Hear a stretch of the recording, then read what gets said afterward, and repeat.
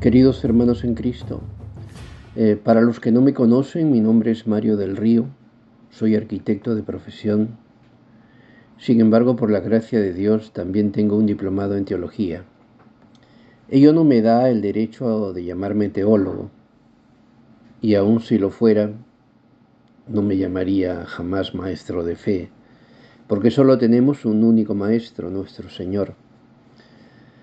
Siempre en asuntos de fe me he considerado un alumno más a los pies del Señor y le he implorado que me dé entendimiento profético para poder guiar a mis hermanos de comunidad, en razón de que hace 11 años recibimos con mi esposa el encargo del Señor de acompañar a los sacerdotes espiritualmente, especialmente con la oración y crear grupos de oración por los sacerdotes.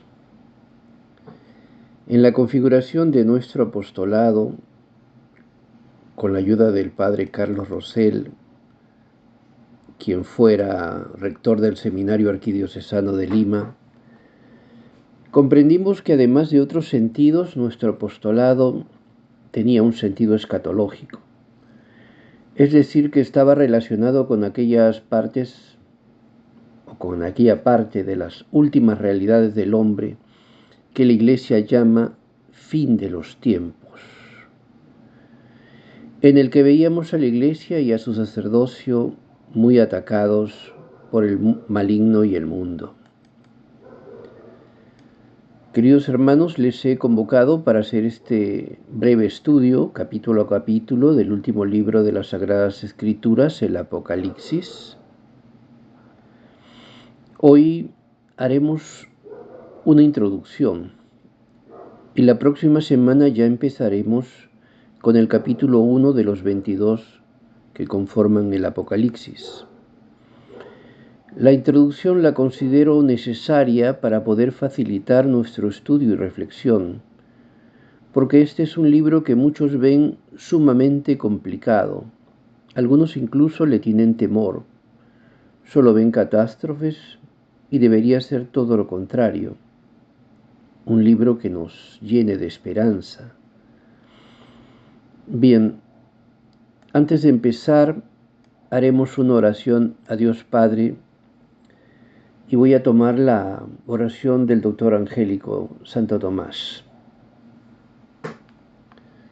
En el nombre del Padre, del Hijo, del Espíritu Santo. Amén. Creador inefable, tú que eres la verdadera fuente de luz y de sabiduría y el principio supremo, dígnate infundir sobre las tinieblas de mi inteligencia el resplandor de tu claridad, apartando de mí la doble oscuridad en que he nacido, el pecado y la ignorancia. Tú que haces elocuente la lengua de los niños, educa también la mía e infunde en mis labios la gracia de tu bendición. Dame agudeza para entender, capacidad para asimilar, método y facilidad para aprender, ingenio para interpretar y gracia copiosa para hablar. Dame acierto al empezar, dirección al progresar y perfección al acabar. Tú que eres verdadero Dios y hombre, que vives y reinas por los siglos de los siglos. Amén. Y a nuestra Santísima Madre le decimos: Dios te salve María, llena eres de gracia, el Señor es contigo. Bendita tú eres entre todas las mujeres, y bendito el fruto de tu vientre, Jesús. Santa María, Madre de Dios, ruega por nosotros los pecadores, ahora y en la hora de nuestra muerte. Amén. Bien, queridos hermanos, lo primero que quiero decirles es que vamos a estudiar el Apocalipsis con la Biblia del padre Straubinger. La Biblia Straubinger es una Biblia muy recomendada en nuestros tiempos. Para quien no conoce quién fue el sacerdote Juan Straubinger, les diré que fue un padre alemán argentino que a mediados del siglo pasado empezó a hacer su propia traducción de la Biblia por partes. Traducción desde los idiomas originales en que fue escrito cada libro. Así empezó con los Evangelios, poco a poco un trabajo que le tomará bastantes años, hasta concluir la Biblia, que también se conoce por muchos como Biblia platense. Le llaman así porque fue escrita en la ciudad de La Plata, Argentina. También como Biblia comentada. Así la conocen también porque buena parte de los versículos son comentados y sin duda los comentarios son valiosos. Bien, empezamos pues definiendo qué significa la palabra Apocalipsis. Diremos primero qué nos significa, ¿no? La palabra Apocalipsis no significa fin del mundo, no significa desastres y castigo, más bien significa descubrimiento, develación, revelación. Podemos decir que es un libro que nos descubre, nos devela un gran misterio, el misterio del triunfo de Jesucristo y su reino, un triunfo que es precedido como un drama por una secuencia de acontecimientos que no han sido escritos a propósito en sentido cronológico, y por ello su interpretación requiere de volver a los textos proféticos, de ir a otros pasajes de la Biblia, e incluso hay acontecimientos y partes que se dan en paralelo, siempre en un lenguaje profético. Para todo el que ha estudiado el Apocalipsis de los padres de la Iglesia y de exégetas más modernos, como por ejemplo el padre Leonardo Castellani, la primera lectura será complicada. Sí, para todos es complicado el Apocalipsis. La segunda lectura será más entendible, entenderemos un poquito más. Y sin duda la tercera y más lecturas solo nos proporcionarán gozo. Gozo reservado a las personas de fe perseverante. Yo suelo comparar las Sagradas Escrituras, que son la verdad que nos permite entender el mundo, nuestra existencia, lo que nos rodea, lo que nos da el norte y trascendencia, como un pastel. Para poder decir entonces que el Apocalipsis, el último libro, es la cereza del pastel. Y es que no hay más gozo que ser libres, y la verdad nos hace libres de todo temor y hasta de la misma muerte, que ya no puede ser usada para chantajearnos en contra de nuestra fe. El Apocalipsis nos da la certeza de la victoria y del cumplimiento de todas las promesas de nuestro Señor.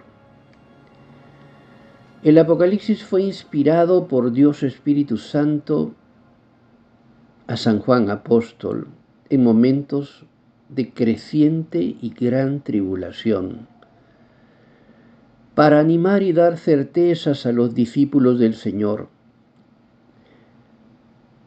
para que tengan firmeza de fe, aceptar con gozo el propio martirio, que dicho sea de paso es un gran honor. No olvidemos que las primeras generaciones de cristianos creían inminente, pronta, la segunda venida del Señor, y todos esperaban esta venida. Para nosotros, más bien como humanidad que vivimos dentro del tiempo, dentro de la historia temporal, han pasado 20 siglos, y ya pocos esperan la venida del Señor. Nos hemos vuelto tibios, la fe ha decaído. El tiempo que para nosotros es largo, ¿no? 20 siglos. Si nos imaginamos que será para los ángeles es pequeñísimo, porque ellos viven, han sido creados y viven por la eternidad. Y para Dios es como un soplo, es como casi nada, porque Dios vive en un eterno presente. En tal sentido, es importante entender que la historia para nosotros tiene un comienzo, una mitad y un fin. Que la Iglesia por ello tiene tres estados: peregrino, militante, le llaman de una manera y de otra, ¿no? Peregrina o militante, purgante o en purificación, y celestial y triunfante, que es en realidad la meta, ¿no? Nuestro fin gozoso de existencia eterna, ¿no? Llegar a ser parte de la Jerusalén celestial. Esto es importante que tengamos claro para poder entender que hay un fin de los tiempos, ¿no? Un fin de los últimos tiempos. Los últimos tiempos empiezan con la ascensión del Señor. El final de los tiempos es el tiempo de la Iglesia conforme al catecismo.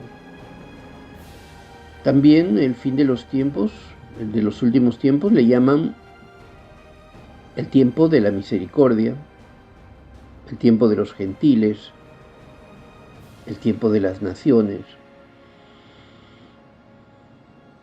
el tiempo de la Iglesia, ¿no? En la que debe cumplir el mandato del Señor de llevar la buena nueva a todas las naciones, de hacer en todas las naciones discípulos, enseñándoles todo lo que Jesucristo enseñó a los apóstoles y bautizándolos en el nombre del Padre y del Hijo y del Espíritu Santo.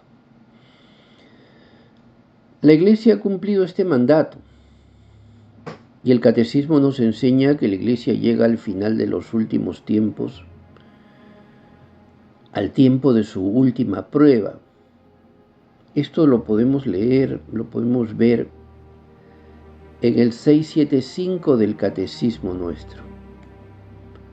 La historia no es, pues, lo que el mundo ha enseñado a partir de la Ilustración y el Iluminismo, que desde el siglo XVII endiosa la razón, que ve la historia como un círculo infinito sin comienzo ni fin, en el que la razón nos lleva a un progreso constante hasta la plena felicidad humana. De ahí nace el progresismo,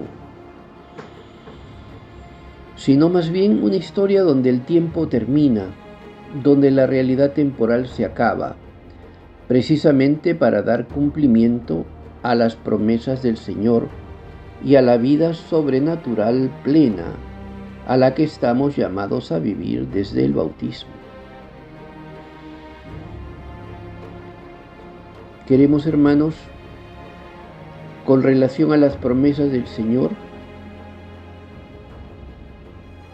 que es importante que distingamos el Israel de la primera alianza del Israel de la segunda alianza, que distingamos la Jerusalén de la primera alianza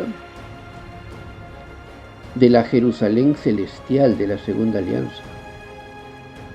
Una Jerusalén que reúne a todos los salvados de la primera y segunda alianza, que purificada y glorificada desciende como novia revestida de todas las gracias a la tierra, que no es la misma que hoy vemos. Me refiero a la Jerusalén del Estado de Israel, ¿no? Jerusalén celestial es la que desciende gloriosa al final de los tiempos, luego de la parusía, o sea, se da la parusía y desciende la Jerusalén celestial, ¿no? Esto lo digo porque muchos creen que la Iglesia en su estado peregrino, militante, seguirá cumpliendo indefinidamente la misión dada por el Señor por los siglos de los siglos. O sea, que vamos a seguir evangelizando, ¿no? Y aunque a algunos no les interese o dejen la fe, seguiremos nosotros evangelizando. No. Todo esto tiene un final, ¿no? Un final. Hay un tiempo para eso, ¿no? Hay un tiempo. Nosotros no conocemos los tiempos, pero Dios sí, ¿no? Y Dios nos da las pistas en las Escrituras. Así pues, algunos interpretan erróneamente que la iglesia peregrina o militante no se acaba jamás. Entienden mal la indestructibilidad de la iglesia, ¿no? La iglesia es indestructible, ¿no? Dicen, claro, dicen concretamente, interpretan, mejor dicho, mal Mateo 16, 18, ¿no? Donde se dice pues que las puertas del Hades no prevalecen sobre ella. Hay que entender bien este versículo, ¿no? Es un decreto del Señor que las puertas del Hades no prevalezcan, ¿no? Pero ¿qué cosa es el Hades? Es el reino de los muertos, ¿no? Y efectivamente el reino de los muertos no prevalece sobre la iglesia, porque ella tiene la promesa de la resurrección, de la vida eterna gloriosa. Recuerden que nuestro fin no es quedarnos como iglesia peregrina, sino alcanzar, llevando la cruz de cada día, como pide el Señor para sus discípulos, ¿no? Quien quiera seguirme, dice en Lucas 9:23, ¿no? Quien quiera seguirme, niéguese a sí mismo, cargue su cruz de todos los días y sígame, ¿no? Y entonces nosotros, viviendo nuestra cruz hasta el último día, nuestra cruz de amor, ¿no? Alcanzamos esa Jerusalén celestial, ¿no? Tengamos claro que si el Señor murió en la cruz y luego resucitó glorioso, también su cuerpo místico sigue ese mismo camino. Lo dice claramente el Catecismo de la Iglesia en el 677.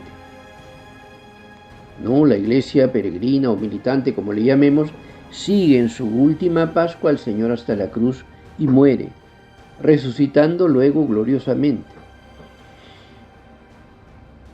Sabemos, ¿no?, que solo un pequeño resto fiel que continúe vivo hasta la supresión del sacrificio, es decir, hasta la supresión de la Eucaristía, que marca el fin de la iglesia primitiva, a la mitad de la última semana, la semana 70 de purificación de Daniel, será rescatado y transformado en los aires al encuentro del Señor, ¿no?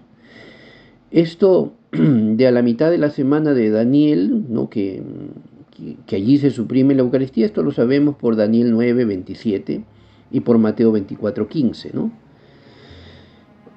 Y que la iglesia será rescatada y transformada en los aires al encuentro del Señor, lo enseña la palabra en Mateo 24:40, 42, el mismo Señor lo dice. Y también está en Primera de Tesalonicenses 4:15 al 18 y Primera de Corintios 15, 51 al 54 y reconfirmado en Apocalipsis 12:6, ¿no?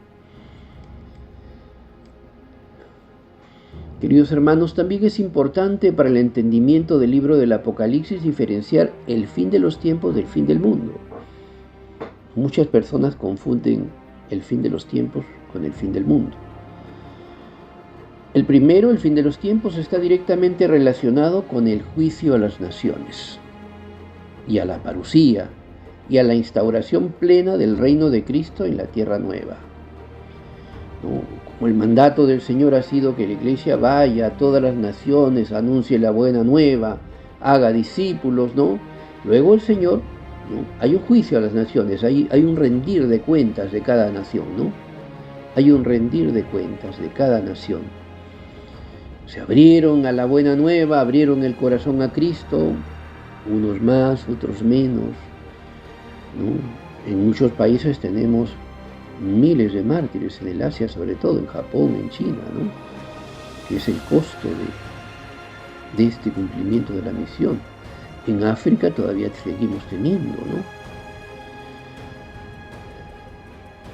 El Apocalipsis está más centrado en esta parte, ¿no?, es decir, en el fin de los tiempos, que en el fin del mundo, ¿no? El fin del mundo está más bien relacionado con la resurrección de los muertos, la resurrección final, digamos, de los que no se salvan, y su juicio final, ¿no? En ese juicio final nosotros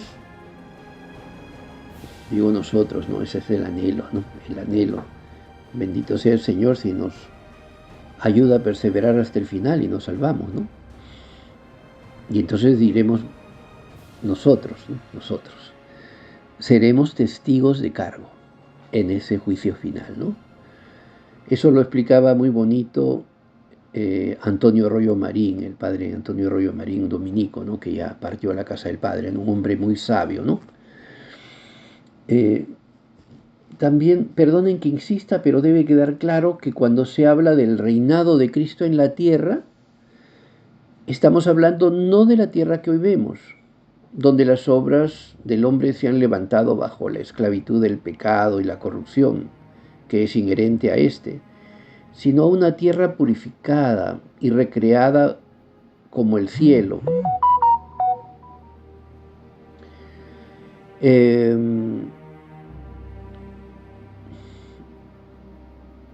Donde todo está recapitulado en Cristo.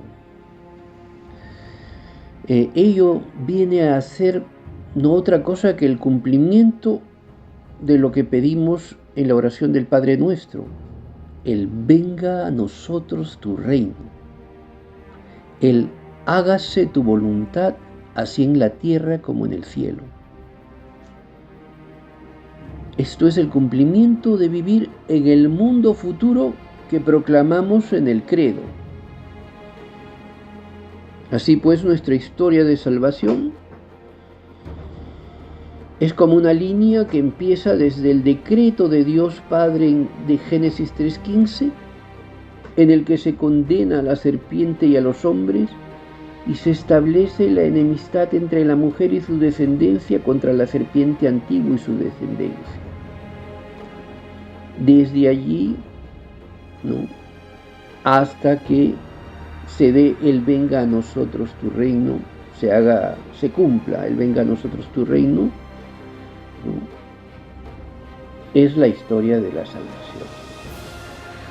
¿No? Ya lo dije antes, debe ser vista como una línea que tiene un comienzo, una parte, una mitad, que es la primera venida de Jesús, y un final, que es el fin de los tiempos, ¿no? Entonces así vemos o recordemos, ¿no?, recordemos a Abraham, que fue el primero en recibir la promesa, y Dios será el Dios de Abraham, a Isaac y Jacob, que lo tendrán como un Dios de familia, y a partir de Isaac se formará el pueblo de Israel de la primera alianza. Tendremos después, siglos después, a Moisés y las 12 tribus de Israel.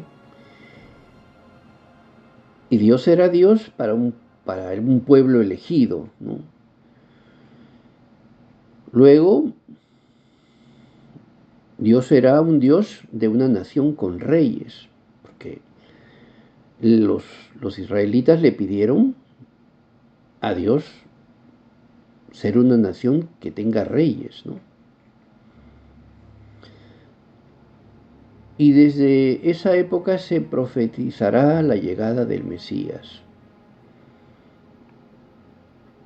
Se dirá que será del linaje de David, y así llegará la plenitud de los tiempos con la llegada del Mesías, que pocos judíos ya entonces esperaban, ¿no? Pasaron siglos, se cansaron, pensaron cuándo llegará, no llegará, sabe Dios cuándo llegará. Y se cansaron, ¿no? Y el sacerdocio se pervirtió. Y cuando llegó, probablemente algunos reconocían que él era el Mesías, pero sus intereses, su amor por el poder, su adulterio con el mundo era tan grande que decidieron darle muerte, y una muerte de cruz. Así terminará la primera alianza. Sabiéndolo Jesús, porque Dios lo sabe todo, Jesús instituyó la segunda alianza, el nuevo Israel. El nuevo Israel que no es otro que la Iglesia. Y con su ascensión al cielo empiezan los últimos tiempos. Que a juzgar por los signos que vivimos hoy, estamos al final de estos y cerca de la segunda venida del Señor.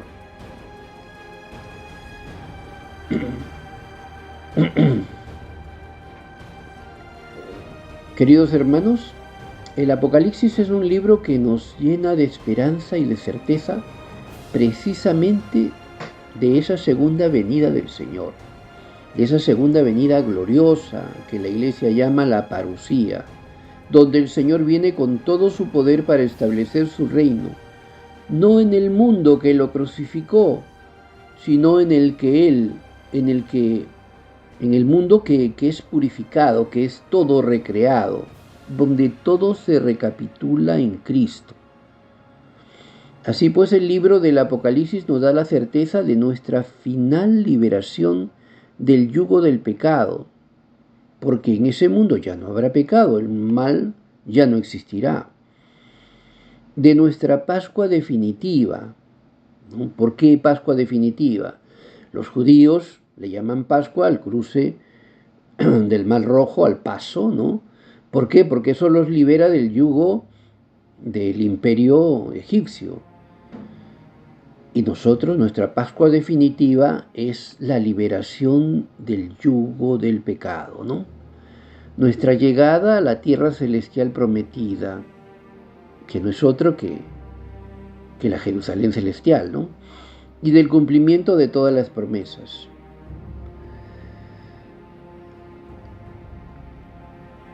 Hermanos, en cuanto a la estructura del libro del Apocalipsis, aquí yo me he hecho unas notas, ¿no? Para guiarme.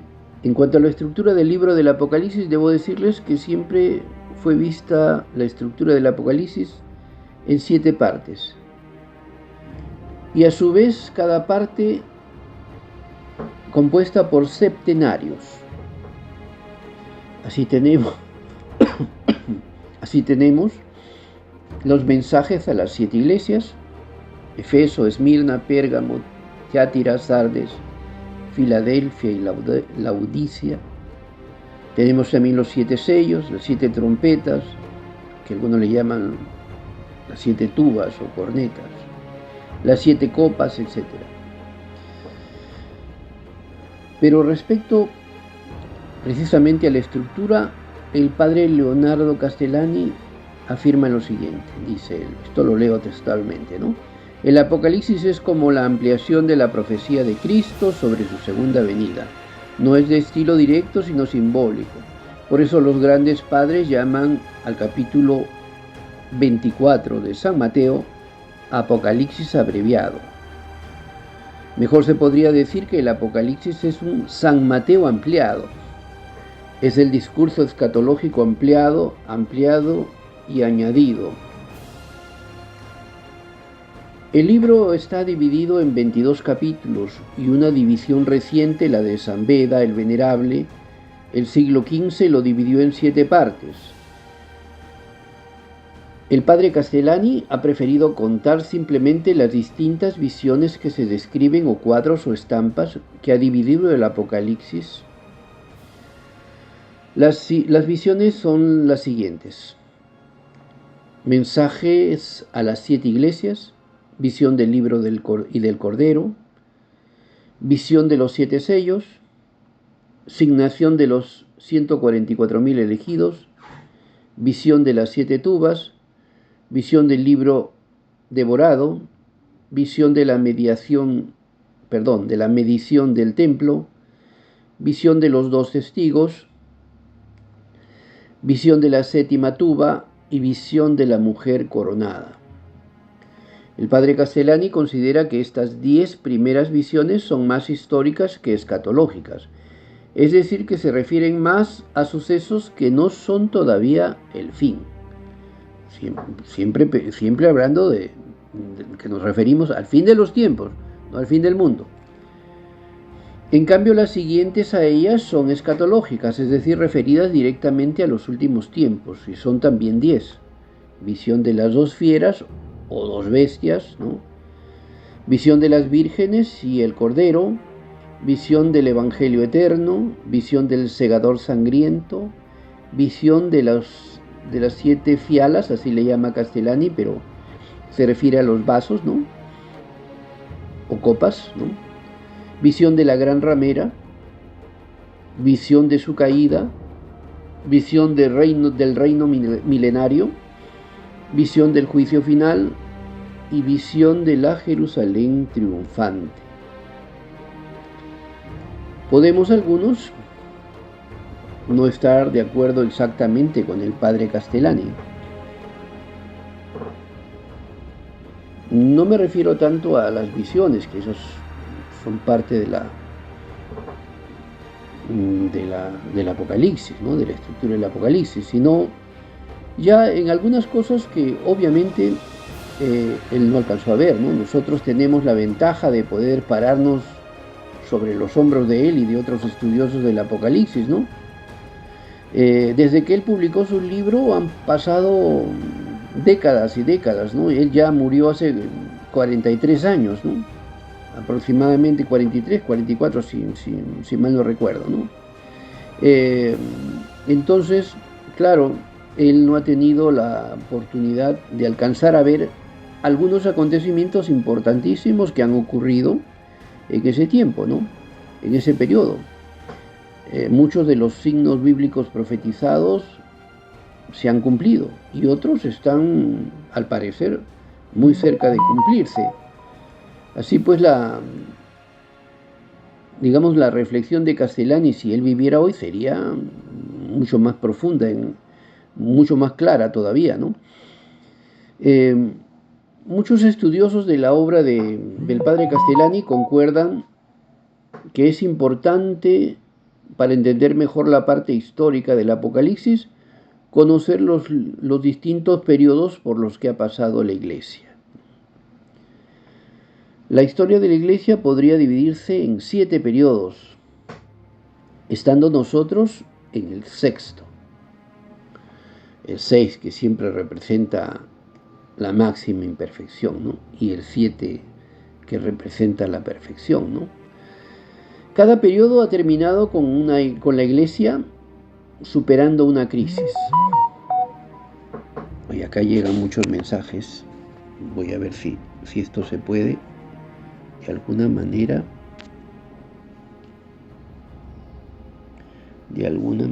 controlar.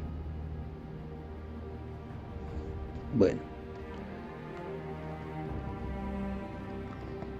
Bien, como decía, cada periodo ha terminado con la Iglesia superando una crisis, ¿no? Donde precisamente un resto fiel que Dios se reserva lleva heroicamente a la Iglesia hasta el siguiente periodo.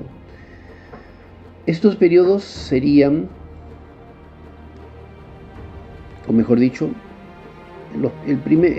este periodo iría de un siglo a otro siglo, ¿no? Voy a hacer un recuento, ¿no? El primero iría desde el siglo I hasta comienzos del siglo IV, concretamente desde el año 33 hasta el año 315 después de Cristo. Es decir, desde el Pentecostés hasta el Edicto de Milán, en que la Iglesia Católica deja de ser perseguida por Roma. Se le devuelve sus bienes y termina siendo la Iglesia del Imperio Romano.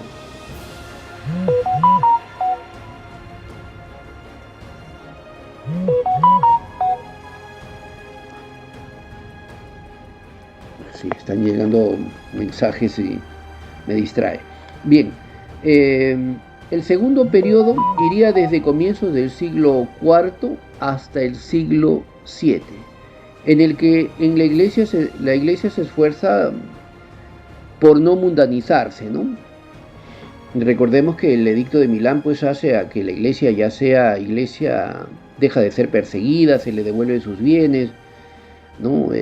Termina siendo la iglesia del imperio, se relaciona con el poder y claro, eso la mundaniza, ¿no? Por eso en el segundo periodo del siglo IV al siglo VII la iglesia se esfuerza por no mundanizarse, por eso surgen las órdenes monásticas, ¿no? como también empieza a lidiar al interior con diversas herejías que amenazan el depósito de la fe, ¿no? Y que el resto fiel se ve obligado a combatir en defensa de la fe. Quizás la más grave de todas estas amenazas, ¿no?, de estas herejías, fue la del arrianismo, ¿no?, que ahí destacó por sobre todo San Atanasio, ¿no? Fue el gran héroe de ese resto fiel, ¿no?, que logró pues llevar la iglesia más adelante, ¿no? Más adelante. El tercer periodo iría del siglo VII, ¿no?, en que aparece el islamismo como una desviación del cristianismo en la península ibérica, y que se configurará como otra religión y se enemistará progresivamente con el cristianismo. Ese tercer periodo va pues desde el 7 más o menos hasta el 11, ¿no? ¿Por qué hasta el 11? Porque ahí en el 11 hay una crisis de la iglesia que termina pues en el gran cisma, el cisma de Oriente del año 1054, ¿no? Ustedes saben que la iglesia termina pues con dos grandes centros, ¿no?, en Roma y otro en Constantinopla, ¿no? Roma, que es asediada por los bárbaros, ¿no?, y Constantinopla que no tiene ese problema, ¿no? Y entonces eso va a generar ciertas disputas de liderazgo, ¿no? Ciertos problemas políticos más que doctrinales, ¿no? El tema es que al final se van a excomulgar mutuamente el Papa Católico y el Patriarca de Constantinopla, ¿no? Ambos se excomulgan, ¿no? La iglesia de Constantinopla se separa de Roma, aunque ellos dicen que nosotros nos hemos separado de ellos, ¿no? La iglesia de Constantinopla se separa de Roma, desconoce al Papa y establece una iglesia ortodoxa autocéfala, lo que va a originar también que en otros países cristianos de Oriente, por eso le llaman el cisma de Oriente, ¿no?, también establezcan sus propias iglesias autocéfalas, ¿no? Cada nación tendrá su propia iglesia, su propio patriarca como cabeza, ¿no? El cuarto periodo vendría desde el siglo XI hasta el siglo XVI, y podríamos decir que es el periodo en que la iglesia lleva la fe a los 5 continentes y el mundo se globaliza, ¿no?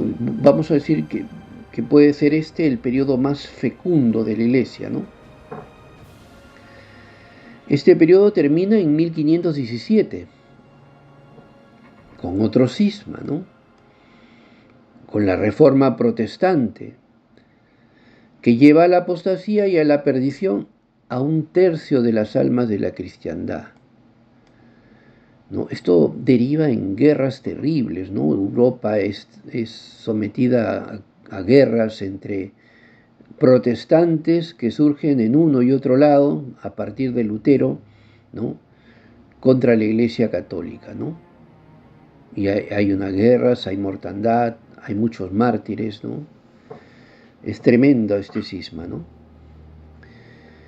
Ese quinto periodo va pues desde el siglo XVI, desde 1517 para ser exactos, hasta el siglo XVIII. Hasta el siglo XVIII, en el que se difunde, aparece la Ilustración, el Iluminismo, que así como nosotros ahora vivimos la ideología de género, ¿no?, y muchas ideologías todas las ideologías son falsas, ¿no? Pero van calando dentro de la sociedad. Así en ese tiempo también la Ilustración, el Iluminismo, que idealizaba y endiosaba la razón, ¿no?, empieza pues a difundirse y a ser aceptado por mucha gente, ¿no? Y estas ideas de Ilustración y Iluminismo separaban siempre la razón de la fe, ¿no? En ese tiempo llegan a burlarse incluso del Apocalipsis, de Cristo, del dragón, ¿no? Esto les parece medieval, viejo, ¿no? Entonces, en este periodo podemos señalar que surge la judeo-masonería en 1717, exactamente 200 años después del protestantismo, que surgió en 1517. En 1717 surge la judeo-masonería, que se va a sumar como enemiga de la Iglesia, ¿no?, a los islámicos y a los protestantes, que siguen siendo enemigos de la Iglesia, ¿no? Esta masonería va a ser rápidamente tomada como instrumento por la sinagoga de Satanás. Ya más adelante explicaremos qué es esto de la sinagoga de Satanás, pero sepan ustedes que hay falsos judíos. El Señor lo dice en Apocalipsis 3, el Señor habla de la sinagoga de Satanás en Apocalipsis 3, ¿no? Y que concretamente son los judíos jesuitas, que no son de sangre realmente judía, ¿no?, que surgen, que vienen del reino de Jasaria, bueno, eso después lo voy a comentar, ¿no?, y que luego se establecen al sur de Baviera, ¿no? Las logias judeo-masónicas seguirán la agenda de la sinagoga de Satanás, enarbolarán las ideas de la Ilustración, las difundirán para erosionar la fe y terminarán subvirtiendo el orden de toda Europa, de toda la cristiandad, empezando con Francia. Llevarán adelante la satánica Revolución Francesa, ¿no?, que ya no solo será profundamente anticatólica, sino como los islámicos y protestantes, que también terminan siendo anticatólicos, ¿no?, sino también abiertamente anticristiana. O sea, ya no se trata solo de rechazar a la Iglesia, sino ya se empieza a rechazar a Cristo mismo, ¿no?, a Cristo mismo dentro de sociedades que eran cristianas. La judeo-masonería agenda la destrucción de las monarquías y el establecimiento en su reemplazo de repúblicas de orden absolutamente secular, que separará de la Iglesia, separará el Estado de la Iglesia, ¿no?, o la Iglesia del Estado, ¿no?, restringiendo a la Iglesia, quitándole todo poder temporal e influencia, ¿no?, en las decisiones de Estado de esas repúblicas que promueve, ¿no? La judeo-masonería con sus logias van a complotar y a subvertir el orden, formando un ejército de mercenarios y traidores que van a llevar adelante también la misión de dividir el imperio hispano que era baluarte de la catolicidad, ¿no?, que era baluarte de la catolicidad. El imperio hispano no se puede explicar sin la catolicidad, ¿no? Y lo va a dividir, lo va a fragmentar en una veintena de repúblicas débiles, cada una con su himno, su bandera, su empequeñecida economía, porque se divide todo en 20 pedacitos, ¿no?, endeudada de principio con Inglaterra, que dice que financió las llamadas independencias, ¿no?, promoviendo un caos perenne con la lucha intestina de caudillos por el poder y sin un norte claro hasta la actualidad, como ven, ¿no?, hasta la actualidad. Vivimos en toda la región lleno de caudillos, ¿no?, con partidos que en realidad no son instituciones sólidas, ¿no? Y esto es a propósito, pero bueno, ese es otro tema. Las logias judeo-masónicas se expandirán por todo el mundo, impulsados por los falsos judíos askenazis, ¿no?, los jesuitas, que son los que, fundando bancos, gestaron un sistema financiero mundial y a partir de ello un orden mundial anticristiano. Teniendo el dinero, obviamente, controlando el sistema financiero mundial, pues pueden articular políticas, dominar gobiernos, ¿no?, y así, y llevar adelante una agenda, ¿no?, para ese orden mundial, ¿no?, una agenda anticristiana. El sexto periodo, diríamos que va desde la Revolución Francesa hasta nuestros días. Durante ese periodo, el debilitamiento de la Iglesia es creciente y la judeo-masonería va a llevar adelante muchas guerras, entre ellas la Primera y Segunda Guerra Mundial, como parte de su agenda por etapas, y cada una de las guerras con fines concretos. El objetivo central de la Primera Guerra Mundial será destruir las monarquías europeas todavía existentes, ¿no? Por ejemplo, la austrohúngara. La rusa la quiso destruir antes, con Napoleón. porque Napoleón fue un masón, ¿no? que pusieron al mando de Francia, que después se le subieron los humos, se hizo emperador, ¿no? Y terminan por eso destronándolo, venciéndolo y mueren en una isla, en una cárcel, ¿no? Napoleón se le encargó la destrucción del imperio ruso, no lo pudo hacer, ¿no? Y lo van a lograr después de la Primera Guerra Mundial, ¿no? Para que vean la persistencia de su agenda, ¿no? Así que destruyen la casa austrohúngara, la rusa y también el Imperio Otomano, ¿no? ¿Por qué el Imperio Otomano? Porque el Imperio Otomano controlaba toda la región y ya se había empezado a explotar el petróleo, ¿no? El petróleo. Entonces ellos van a fragmentar el Imperio Otomano y van a crear múltiples nuevos países, ¿no? Todos autocráticos, ¿no? Gobernados por grupos familiares, ¿no? Jeques, todos vinculados a los intereses de esta sinagoga de Satanás, ¿no? Que especialmente controla Francia e Inglaterra en esos tiempos, ¿no? Y empieza también a expandir su poder en los Estados Unidos, ¿no? Es importante señalar que en el siglo XIX la judeo-masonería, siguiendo la agenda de la sinagoga de Satanás, crearán los partidos comunistas, los partidos socialistas, los partidos anarquistas, como los liberales, ¿no? Para dar vida al juego democrático de las nuevas repúblicas que crea, ¿no? Con los comunistas y socialistas impulsarán las revoluciones en aquellos países de raigambre autocrática, ¿no? Ustedes de pronto dirán, ¿y todo esto tiene que ver con el Apocalipsis? Claro que sí, tiene que ver con el Apocalipsis. Por eso es importante que tengamos esta visión así un poco panorámica, rápida de la historia, ¿no?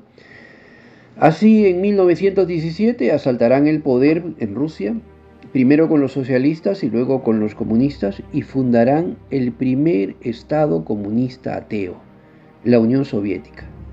Este Estado comunista ya no solo será antiiglesia, sino también anticristiano, y además será el primero en establecer un régimen ateo, una sociedad atea. O sea, ya no es solo contra la iglesia y contra Cristo, contra Dios, y a Dios no existe, ¿no? Crearán la primera sociedad atea. Con el tiempo, su dictador más cruel, Joseph Stalin, encontrará un sentido práctico de la religión y con la KGB refundará el patriarcado de Moscú. Una falsa iglesia, apéndice del Dios Estado, que para ellos ya no hay Dios, pero hacen del Estado un Dios, ¿no? Todo esto siempre al servicio de la judeo-masonería luciferina, ¿no? Los judeomasones son los que dirigen la KGB, ¿no? Yo he vivido 7 años en la Unión Soviética, ¿no? Sé hablar el ruso y bueno, conozco de la historia, de muchos detalles y cosas de lo que ha sufrido todo el pueblo ruso y muy particularmente el pueblo ucraniano, ¿no? El pueblo ucraniano y todos los demás pueblos que fueron subyugados por el ruso y por el Partido Comunista en particular, ¿no? Cosa que no ha cambiado mucho, dicho sea de paso, ¿no? Es importante también remarcar que desde el siglo XIX la Iglesia empezará a ser infiltrada por la judeo-masonería, ¿no? La Iglesia condenará la masonería desde el siglo XVIII y sin embargo no podrá evitar su infiltración, ¿no? Señalo aquí un detalle para que tengan una idea de esa infiltración, ¿no? En 1903, por ejemplo, a la muerte del Papa León XIII, a quien le debemos la profética oración a San Miguel Arcángel, y estando por ser elegido como nuevo Papa, quien fuera su secretario de Estado, el cardenal Mariano Rampolla, en pleno cónclave, siendo él el favorito, será descubierto, ¿no?, como masón grado 33, ¿no? Esto se da en 1903, todavía antes de la Primera Guerra Mundial, ¿no? Se da porque habían dos países y uno de ellos era el Imperio Austrohúngaro que tenían derecho de veto en un cónclave, ¿no? Para la elección de un papa, ¿no? Y lo ejerce, ¿no? El servicio secreto del Imperio Austrohúngaro descubre que Mariano Rampolla es masón grado 33 y lo denuncia, ¿no? Y así se evita que él sea papa, ¿no? Eso lo señalo para que sepan ustedes ya el grado de infiltración que tenía la Iglesia en 1903, o sea, a comienzos del siglo XX, ¿no? Estamos hablando de 121 años atrás, ¿no? Bien, así pues la providencia evita la captura de la silla de Pedro por la masonería en 1903. Y claro, si estaba Rampolla ya como secretario de Estado, imagínense que otros obispos habría por debajo también de la masonería, ¿no? También es importante señalar que la Segunda Guerra Mundial fue agendada, tuvo como principal objetivo no solo arruinar Alemania, a quienes los judíos tienen especial, digamos, no espectacular, especial animosidad, ¿no? Y potenciar también, ese era otro objetivo, potenciar a la Unión Soviética, ¿no? Que para la judeo-masonería pues es una de sus criaturas, ¿no? Es una de sus criaturas. Además, crear la ONU y con ello tener, digamos, la fuerza para palanquear y crear el Estado de Israel, ¿no? Para sensibilizar al mundo, incluso van a llevar al régimen de Hitler hasta el Holocausto. Esas cosas no son casuales, ¿no? Es decir, los falsos judíos, ¿no? Van incluso a llevar al sacrificio a una parte de los judíos europeos para sensibilizar al mundo y para que sea más fácil luego en la ONU crear el Estado de Israel o refundar el Estado de Israel, que no es el mismo Estado de Israel, ¿no?, que vivió Cristo, sino este es un Estado ya de los falsos judíos, de la sinagoga de Satanás, ¿no? Bien, esta sinagoga de Satanás, ¿qué busca con este Israel? El gran Israel, ¿no? Y cree en que su Mesías Rey está por llegar, ¿no? Eso ellos lo afirman, sus rabinos ahora lo afirman, ¿no? Lo afirman, eso se puede ver de muchos rabinos jesuitas que afirman que está por llegar el Mesías Rey, ¿no? Y es más, dicen que este año se va a manifestar, ¿no? Ya. Y claro, el Mesías Rey no es pues Cristo para ellos, ¿no? Más bien para nosotros no es otro que el anticristo. Todo el siglo XX, con distinta intensidad, la Iglesia va a luchar contra la masonería y es infiltrada en ella, así como con la herejía del modernismo que Pío X, ¿no?, el Papa que se eligió en vez de Rampolla, ¿no? Miren lo que fue la providencia, ¿no? Nos evitó un masón y nos dio a Pío X, ¿no? Pío X llamó a la herejía del modernismo la suma de las herejías, ¿no? Y que la masonería promoverá buscando modernizar la Iglesia y adaptarla al mundo. También luchará contra la llamada teología de la liberación, que no es otra cosa que la visión marxista de los evangelios, ¿no? La teología de la liberación reduce a Cristo a un hombre solidario y preocupado por los pobres, ¿no? Eso es Cristo para ellos, ¿no? Prescindiendo de todo lo sobrenatural que hay en los evangelios, así como de las promesas gozosas de la vida eterna, ¿no?, en el cielo. El cielo no les interesa para nada, ¿no? Planteando más bien crear un reino solidario en la tierra y una iglesia que promueva la solidaridad y la ayuda material a los pobres, ¿no?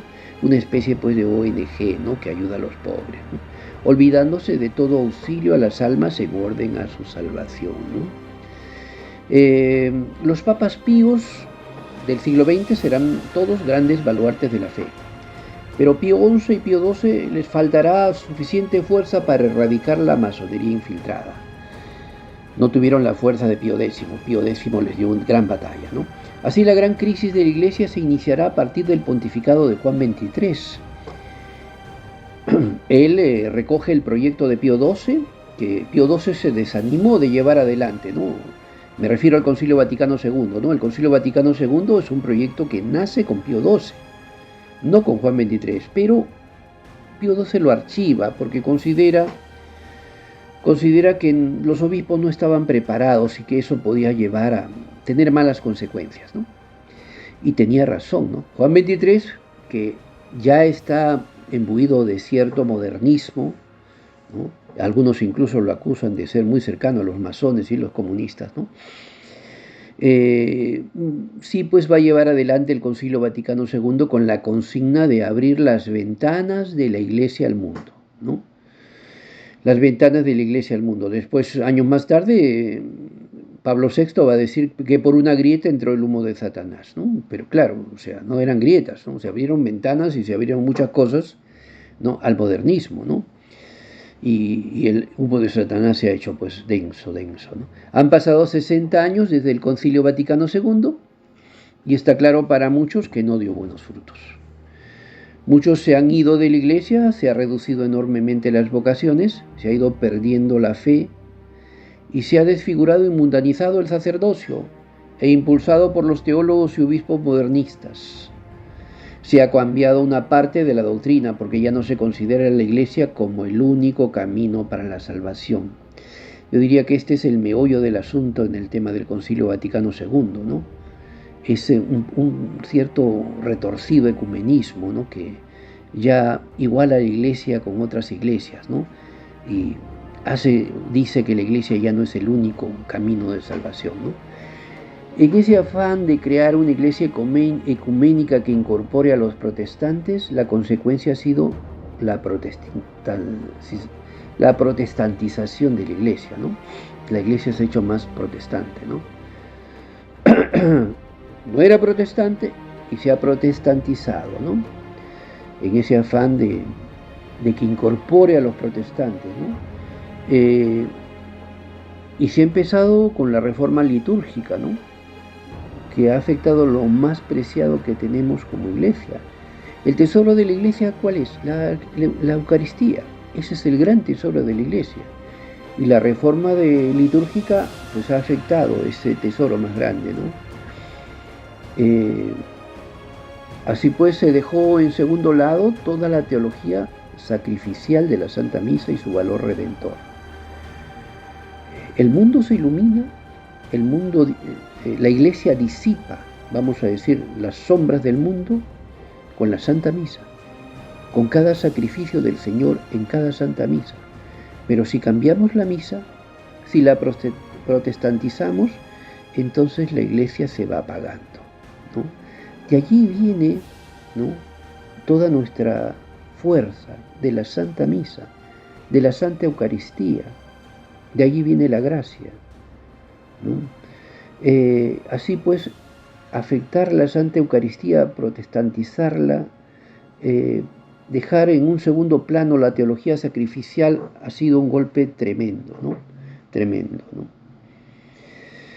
Ahora tenemos una teología litúrgica que resalta la Santa Misa más bien como la ven los protestantes, como la Santa Cena del Señor, una fiesta y no un sacrificio, ¿no? Por eso se ha exaltado mucho la participación de los laicos, los cantos, los aplausos, el saludo de la paz, el entregar ofrendas, etcétera. Todo un desfile, ¿no?, de laicos con una serie de ministerios, ¿no?, ministros extraordinarios y todo, donde el sacerdote va perdiendo su sentido, ¿no?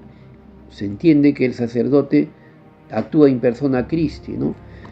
Y toda la teología sacrificial se va perdiendo, ¿no? La misa fundamentalmente es el sacrificio, pero ya esto se desvirtúa como Santa Cena, ¿no?, sobre todo, ¿no? Por eso en vez de sacrificio se ve como una fiesta, ¿no? La mayoría de nosotros ha nacido poco antes o después del concilio y ya ha conocido la iglesia así, ¿no?, con esa reforma litúrgica, ¿no? Que algunos acusan, dicen que es una interpretación equivocada del espíritu del Concilio Vaticano II. Pero yo creo que es más que una mala interpretación, ¿no? Se suponía que el concilio era un concilio no doctrinal, sino pastoral, y sin embargo, entre líneas, se cambió aspectos fundamentales de la doctrina, ¿no? Para ser más amigables a otras religiones, ¿no? La Iglesia y sus sacerdocios se pervierten como pasó hace 2000 años, antes de la primera venida del Señor, ¿no? Tal cual, ¿no? Cuando el Señor estaba por llegar por primera vez, ¿no?, a Israel, el sacerdocio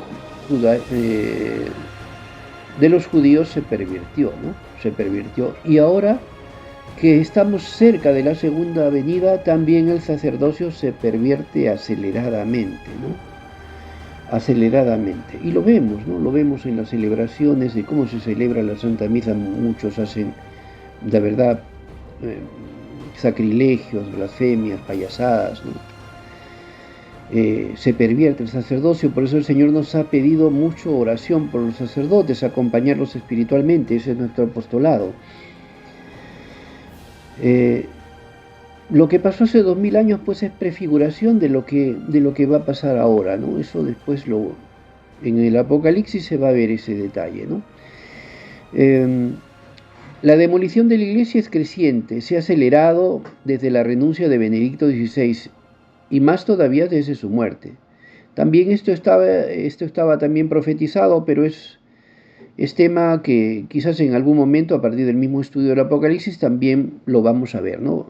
En las preguntas, en fin. Estamos pues en pleno sexto periodo y su crisis final, y firmemente creemos que se trata, como el Catecismo señala, como subtítulo para los numerales 675 al 677, la última prueba de la Iglesia, que sin duda constituye el periodo de la gran tribulación. Nosotros estamos caminando hacia la gran tribulación, aceleradamente. La gran tribulación que dice el Señor como no la ha habido ni la habrá más.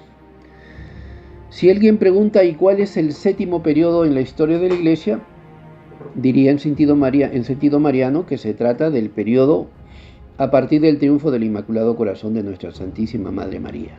Así lo llamaríamos, ¿no?, en sentido mariano, que no es otro que el triunfo del Sagrado Corazón de Jesús, y que no es otro que el periodo que empieza con la parusía, ¿no?, con la parusía, es decir, con el venga a nosotros tu reino, ¿no? Muchos creemos en la Iglesia que así como el Padre descansó de la obra creadora, ¿no?, en el séptimo día, Dios Padre creó al mundo en 6 días y al séptimo día descansó, ¿no? Aunque Dios vive en un eterno presente, también Jesús, que nos invita a ser parte de las bodas del Cordero y correinar con Él por los siglos de los siglos, también nos invitaría, ¿no?, en ese séptimo periodo, al descanso de su obra redentora, ¿no?, al descanso de su obra redentora. Él nos anima en Lucas 21-28, nos dice que cuando veamos que suceden estas cosas, cobremos ánimo, levantemos la cabeza porque se acerca nuestra liberación. El séptimo periodo es pues el de la Iglesia victoriosa y gloriosa, y será eterno este periodo, el séptimo, porque el reinado de Cristo no tiene fin, y eso debe ser la más grande buena noticia para nosotros. Finalmente, y para terminar esta introducción para el entendimiento de la segunda mitad del Apocalipsis, que es más de orden escatológico, debemos tener claro quiénes son los principales personajes y qué o a quiénes ellos representan. Así tenemos entre los más importantes el dragón, que no es otro que Satanás, la serpiente antigua, que tiene su simiente y hace la guerra a los justos durante toda la historia de la salvación. La sinagoga de Satanás, ¿no?, está conformada, pues, en primer lugar, tiene un vértice, un Sanedrín, ¿no?, un Sanedrín, donde están los poderosos líderes jesuitas junto con los rabinos jesuitas, ¿no? Y por debajo después están los judíos sefarditas, otros judíos mixtos, ¿no?, o sea, de padre judío o madre judía y del otro que no es judío, ¿no? Más abajo están los masones, los judeo-masones, los comunistas, etcétera, etcétera, ¿no? Es toda una pirámide, ¿no? Esa es la simiente, que a la vez viene a ser, ¿no? Y ese es el segundo personaje, la bestia del mar, ¿no? La bestia del mar. El mar siempre es visto como el mundo cambiante, ¿no? Entonces la bestia del mar es la bestia del mundo, ¿no? El enemigo de lo inmutable, ¿no? El enemigo de Dios, profundamente anticristiano, ¿no? Es entendido por muchos como un sistema anticristiano, como también en un momento como una sola persona, el anticristo, ¿no? Y una cosa no contradice la otra, ¿no? Porque hay todo un sistema anticristiano, todo un orden anticristiano llevado adelante por los malvados, por la sinagoga de Satanás, así lo digo de manera corta, ¿no? Y a su vez en un momento va a tener una cabeza, ¿no? Una cabeza visible, ¿no? Y ese es el anticristo. Y bueno, los mismos rabinos judíos dicen que este año va a aparecer el anticristo, ¿no? Se señala, les adelanto, noviembre, ¿no? Noviembre, pero bueno, vamos a ver. Después otro personaje, la bestia de la tierra, ¿no? Ya hemos hablado del dragón, la bestia del mar, y ahora de la bestia de la tierra, ¿no? Que surge dentro de lo religioso, que puede entenderse tanto como la impostura que surge en la iglesia, como también el anticristo eclesial, ¿no? Eclesial, que sirve a la bestia del mar. La bestia de la tierra, pues, es lo religioso, lo que es inmutable, lo que no cambia, ¿no? Así la tierra representa eso, ¿no? A lo inmutable, a lo que no cambia, ¿no? Entonces, muchos dicen que la bestia de la tierra perfectamente puede ser, ¿no? Un obispo, ¿no? Incluso un papa, ¿no? Esto ya lo veremos, ¿no? Ya lo veremos, ya nos ayudará a entenderlo más el estudio del Apocalipsis. También otro personaje importante es la mujer coronada vestida de sol, que muchas veces es vista como María, pero como sufre de dolores de parto, así dice, ¿no? Se entiende que se trata de la iglesia fiel, del resto fiel, que se purifica en la persecución y recibe el premio de su perseverancia, de ser parte de la Jerusalén celestial, ¿no? Entonces la mujer coronada vestida de sol es la iglesia fiel. Luego tenemos a la célebre ramera, que es la iglesia infiel, la impostura religiosa, de la cual nos habla el catecismo, ¿no? Del 675 al 677, ¿no? Aquella iglesia infiel que entra en adulterio con el mundo y sus poderes, ¿no? Ya podríamos tener la pista que por ahí va el sinodalismo, ¿no? Ya lo veremos más en detalle también. Los reyes, también se habla de reyes. Por un lado se habla de ellos como gobernantes de la tierra, y por otro lado, a partir del pacto de Letrán, también se le denomina reyes a los papas gobernantes, ¿no? A los papas gobernantes. Estamos hablando del año, si mal no recuerdo, 1923. Bueno, en los años 20 se firma el pacto de Letrán, y ahí en adelante vamos a tener papas que son denominados reyes, ¿no? En el sentido, ¿por qué reyes? Porque tienen poder absoluto, ¿no? Poder absoluto dentro del Estado Vaticano, ¿no? Después también otro personaje de esta parte es el falso profeta, ¿no? Que en realidad es otra manera de llamar a la bestia eclesial, ¿no? La bestia eclesial, igual que digamos la bestia del mar, ¿no? La bestia eclesial puede ser un grupo de personas, ¿no? Un grupo de personas introducidas dentro de la iglesia, ¿no? Como también la cabeza de este grupo, ¿no? Como también la cabeza de este grupo, que le llaman el falso profeta o bestia eclesial, ¿no? Y que sirve a la bestia del mar. Bien, estos son los principales personajes, y creo que con esto hemos terminado esta introducción y vamos a concluir con la oración a San Miguel Arcángel. Oh gloriosísimo San Miguel Arcángel, príncipe y caudillo de los ejércitos celestiales, custodio y defensor de las almas, guarda de la Iglesia, vencedor terror y espanto de los rebeldes espíritus infernales, humildemente te rogamos, te dignes librar de todo mal a los que a ti recurrimos con confianza. Que tu favor nos ampare, tu fortaleza nos defienda, y que mediante tu incomparable protección adelantemos cada vez más en el servicio del Señor.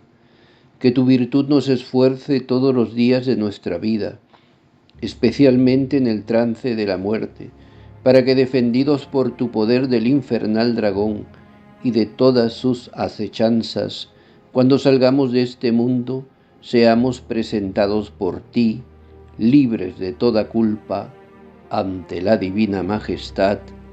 Amén.